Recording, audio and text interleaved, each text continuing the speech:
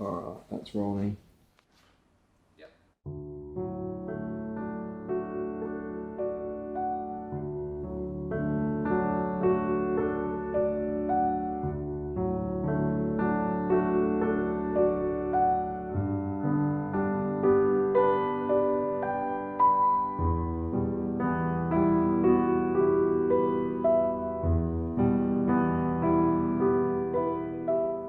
Hi Cliff, how's it going? Very well, nice to meet you, Jasmine. Yeah, nice to meet you too. I'm looking forward to getting to know you. I am too.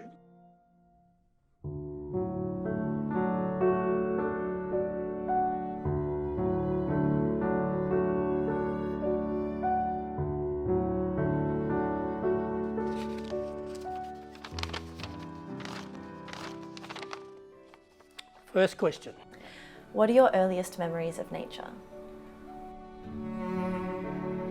My earliest memories of nature is being out with my brothers and my cousins, fishing, walking through the bush, seeing all the animals. But growing up in a small country town with 10 kids in the house and 2 loving parents, the one thing that nature did for us and for me was that it reminded us when to get up. It reminded us when to play. And it reminded us of when to go home.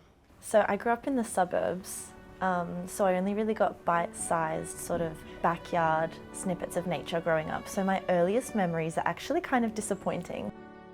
When I was in school, lessons relating to First Nations people's connection to country were brief. I remember feeling curious about what we had learnt, and I've always wanted to know more about it. What do you think is the most important thing Australians can learn from First Peoples? So the first thing I would say to you as a young person is to listen. For some 70,000 plus years and over 2,000 generations later, they have the knowledge in how they've lived on this country, how they've survived on this country, and how they've worked in harmony with this country through our songlines and our stories, our customs, our traditions. Pay your respects and work out how best you can understand our story.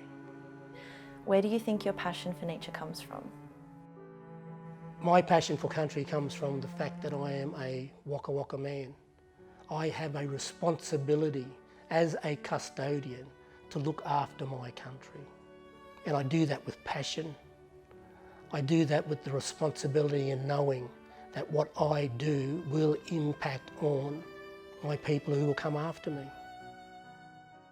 What is the biggest lesson you've learned from older conservation pacesetters?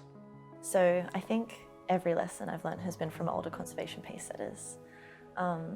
There's a lot of talk about how the environmental movement is new and young and fresh, and this enthusiasm that we're seeing from younger generations is new.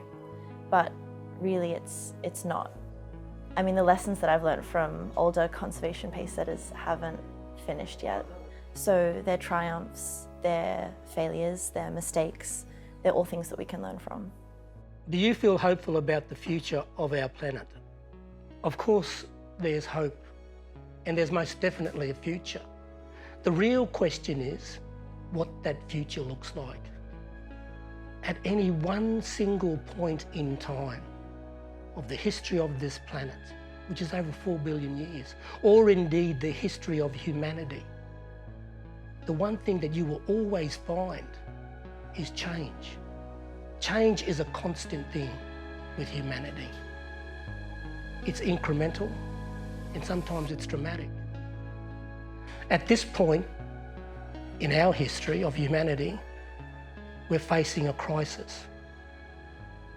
It's up to your generation and the knowledge of our generation, Jasmine, to come together to find out the solutions whereby we leave a better place for those who have not yet come.